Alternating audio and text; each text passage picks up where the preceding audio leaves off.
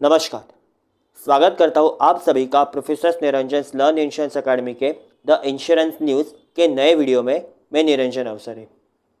दोस्तों, जब आप कभी किसी इंश्योरेंस कंपनी के वेबसाइट पर जाते हो, चाहे वो प्रोडक्ट सर्च करने में हो या फिर कोई प्रोडक्ट बाय करने में हो, then at that point of time we saw various attributes of the product of any particular product, basically like the premium, the benefits, additional benefits, terms and conditions, etc.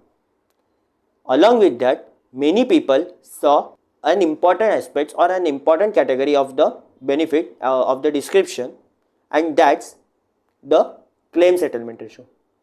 Insurance company भी marketing करते समय या फिर मेरी policy holders को, prospects को attract करते समय इस रेशो का या इस कैटेगरी का बहुत ज़्यादा इस्तेमाल करती है, क्योंकि इस कैटेगरी से काफ़ी सारे लोग कन्विंस होते हैं। बिकॉज जब कोई पर्सन क्लेम को सबमिट करता है against insurance company, that point of time पे ये चांसेस होता है कि उसका क्लेम ज़्यादा से ज़्यादा सेटल हो सकता है।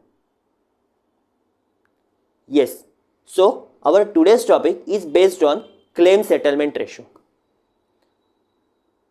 अब ये क्लेम सेटलमेंट रेशो क्या है, ये जानने के लिए आप वीडियो को अंत तक देखें, वीडियो को लाइक करें, वीडियो को शेयर करें, चैनल को सब्सक्राइब करें। सब्सक्राइब करने के बाद तुरंत बाजू पे बेल आइकन है, उसे प्रेस करें ताकि समय समय पे जब मैं आपका वीडियो डालूंगा आप सभी को वो मिलते जाएगा। अब हम क्लेम सेटलमेंट रेशो के बारे में थोड़ा बहुत जानकारी लेते हैं।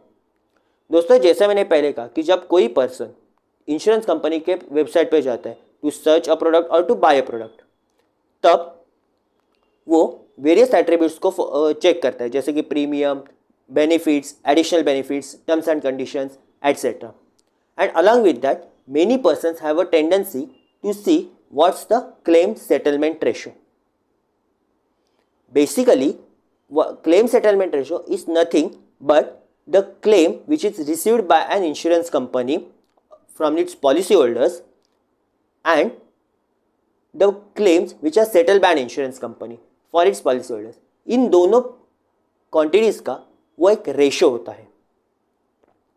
Yes, claim settlement ratio insurance company के पॉइंट ऑफ व्यू से has a much more importance.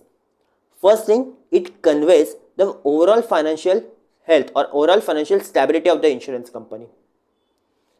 Simultaneously it has an high convincing power to attract many customer. मतलब इंश्योरेंस कंपनी को अगर ज़्यादा से ज़्यादा कस्टमर्स अपने प्रोडक्ट्स के लिए अट्रैक्ट करने हैं तो उन्हें यह क्लेम सेटलमेंट रेशो दिखाना पड़ता है। मान लो कि किसी इंश्योरेंस कंपनी के पास 100 क्लेम्स आ गए, then out of that insurance company ने सपोज 90 क्लेम्स को पास किया, then in this case insurance company का क्लेम सेटलमेंट रेशो होगा 90%। Am I correct?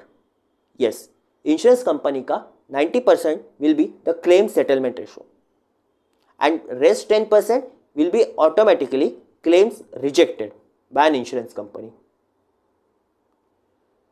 अब मार्केट के हिसाब से on an average claim settlement ratio सारे कंपनीज का अराउंड 95 to 99% होता है, which is considered as a best. Means almost each and every insurance company tries to maintain the insurance claim settlement ratio around 95% to 99%।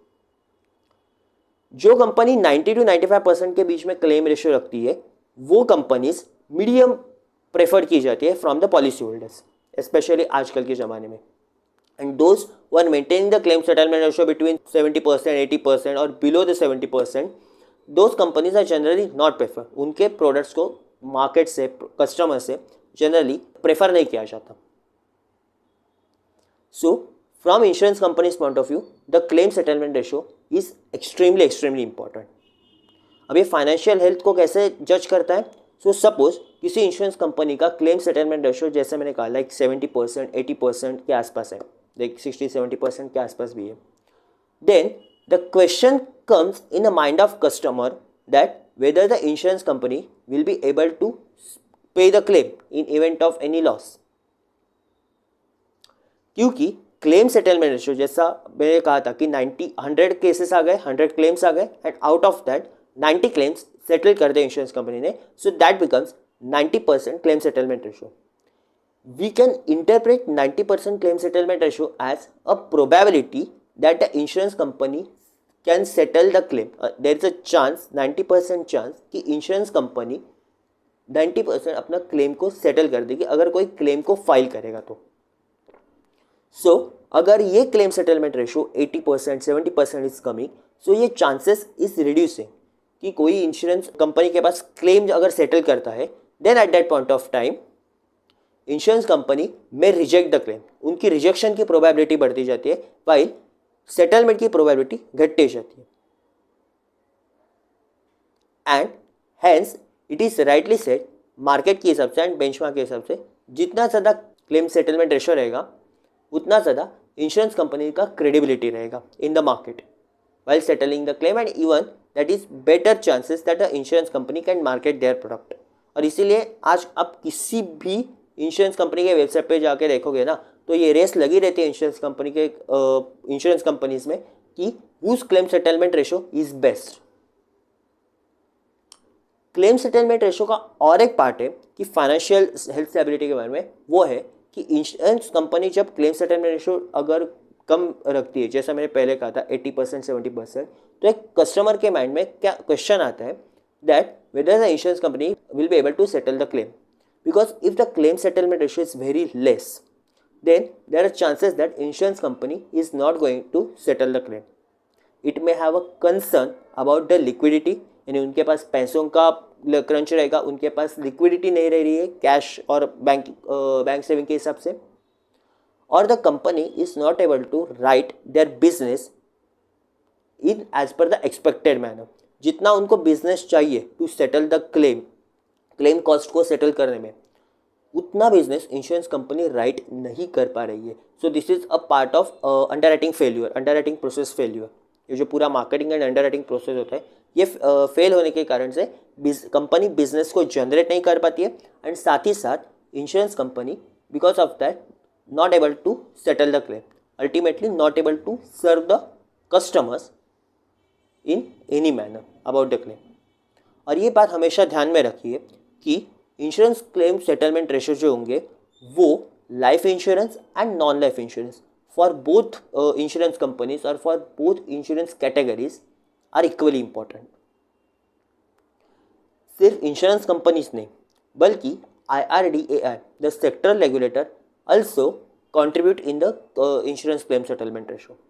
Means IRDAI काम क्या करता है कि on an annual basis जितने भी registered insurance companies हैं, जितने भी रजिस्टर्ड इंश्योरेंस कंपनीज हैं, उनका सारों का कंपाइल्ड वे में रेशो अपने एनुअल बुलेटिन्स, मैगजीन्स, सर्कुलर्स जो भी रहेंगे उनके रिलेटेड पब्लिकेशंस रहेंगे, उनमें डिस्प्ले करते रहते हैं कि एक इंश्योरेंस कंपनी ने इंडिया के इंश्योरेंस मार्केट में या फिर किसी भी, अभी इंडिया के पॉइंट ऑफ व्यू से मैंने बोला इसलिए मैंने IRDAI का मेंशनिंग किया यहाँ पे, but even in other countries the sectoral regulator of insurance displace the claim settlement ratio of their domiciled companies, जहाँ पे मार्केट को not only insurance market but other markets को भी पता चलता है कि कौन से इंश्योरेंस कंपनीज का क्या क्लेम सेटलमेंट रेशो है, and accordingly customers can take a decision about which company to choose for better insurance service. ये बात हो गई क्लेम सेटलमेंट रेशो के बारे में. इसका दूसरा हिस्सा है and that is actual claim amount. अभी देखो, claim settlement ratio is a ratio. उसमें कहीं पे भी अगर आप उसका, अभी मैंने जैसे फॉर्मूला बताया कि total claim settle by a company divided by total claim raised by the policy holder is nothing but the claim settlement ratio. तो क्या आपको यहाँ पे कहीं अमाउंट का मेंशनिंग दिखा? नहीं, there is no mentioning in the of the amount of the claim mentioned in the formula itself. दोनों जगह पे काउंट ऑफ क्लेम है 100, 97 etcetera in a way, but claim amount का क्या? सो इसमें भी अभी अच्छा खासा आपको थोड़ा सा डीप में देखते हैं. In case of insurance cover which is equivalent to the underlying value of the subject matter, मतलब जितना अंडरलाइंग सब्जेक्ट मैटर की अमाउंट है, अगर उतना इंश्योरेंस कवर लिया गया है, then that point of time if any loss occur, then that loss will be compensated fully. इसका एग्जांपल लेते हैं। Let's suppose there is a businessman जिसके पास 1 लाख का स्टॉक है in a ware house. That businessman has kept the warehouse out of the boundary of the cities और outskirts of the cities, आप बोल सकते हो। मान लो उसने उस 1 लाख स्टॉक के अगेंस्ट 1 लाख सम एश्योर्ड का पॉलिसी ले लिया, कंसिडरिंग 1 लाख का टोटल लॉस हो जाएगा। There is a risk that stock of worth rupees 1 lakh will be totally destroyed or may be totally destroyed in any uncertain event। और सचमुच में ऐसा हो भी गया एंड उसमें 1 लाख का नहीं बट 50,000 का स्टॉक तो उसका कंप्लीटली डिस्ट्रॉयड हो गया।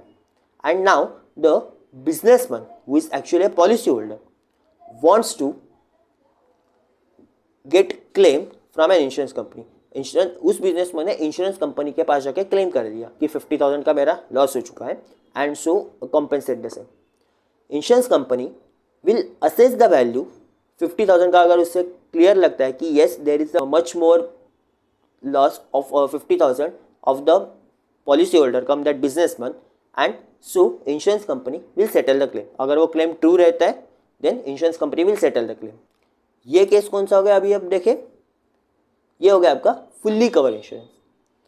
But many a times many prospect undervalues their cover।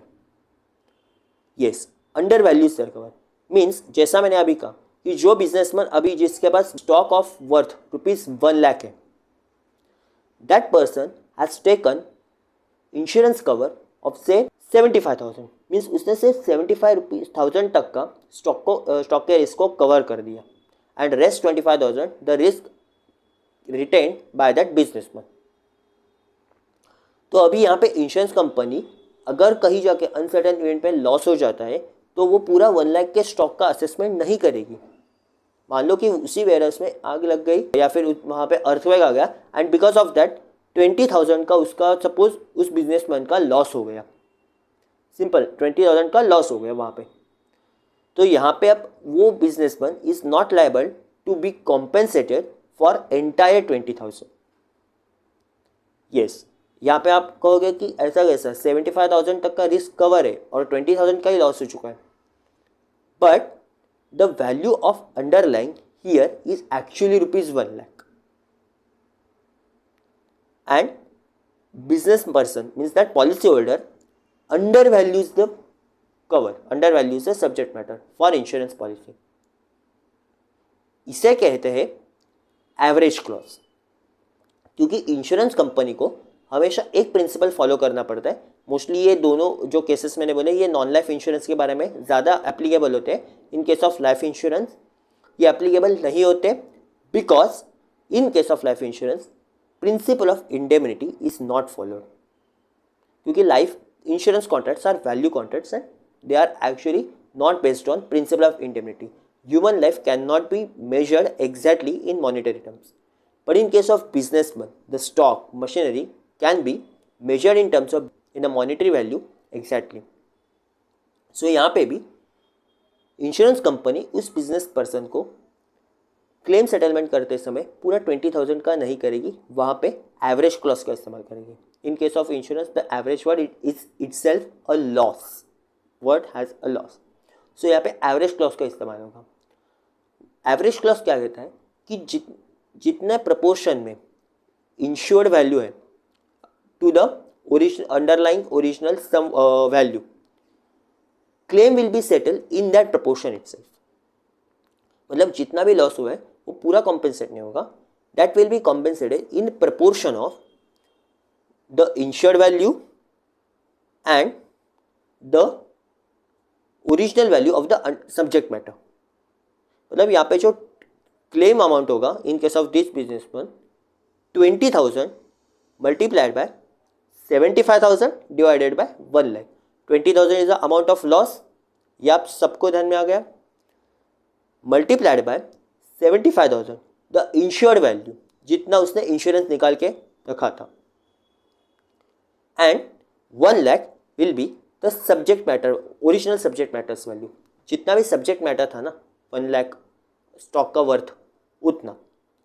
So 75,000 divide by 1 lakh is a 3/4 and automatically it becomes 15,000 rupees as a compensation from insurance company. देख लो, अगर उसने यहाँ पे पूरा का पूरा 20,000 का दिया, इंश्योरेंस कंपनी ने कॉम्पेंसेशन बिजनेस पर्सन को किया होता, तो वो बात कंप्लीटली आउट ऑफ प्रिंसिपल हो जाती कि जितना लॉस हुआ है उससे कहीं ज़्यादा उसे पेमेंट हो गया।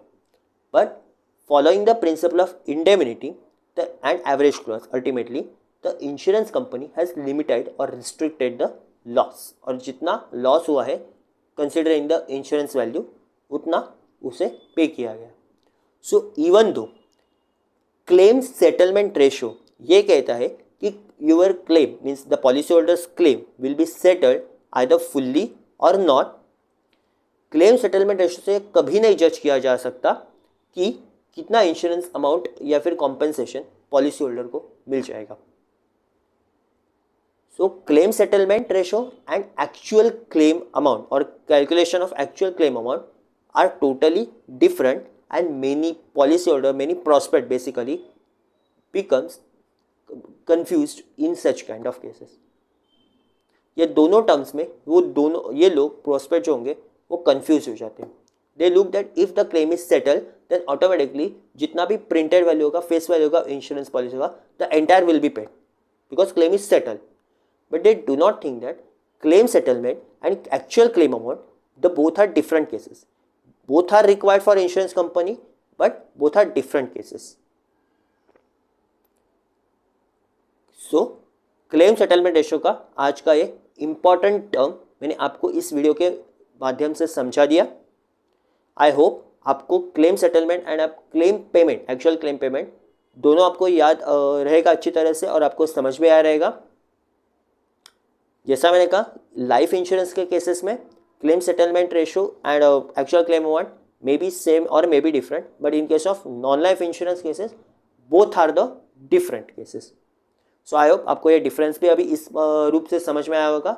अगर आपको समझ में आया तो प्लीज़ आप अपने ओपिनियंस कमेंट बॉक्स में रखें।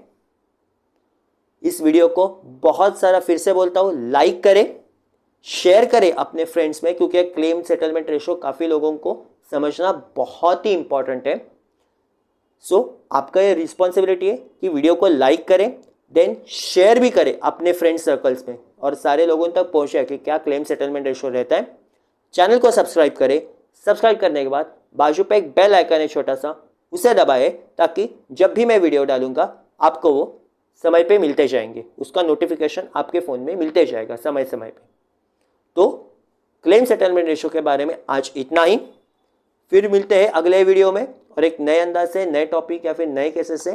तब तक के लिए thank you for listening patiently.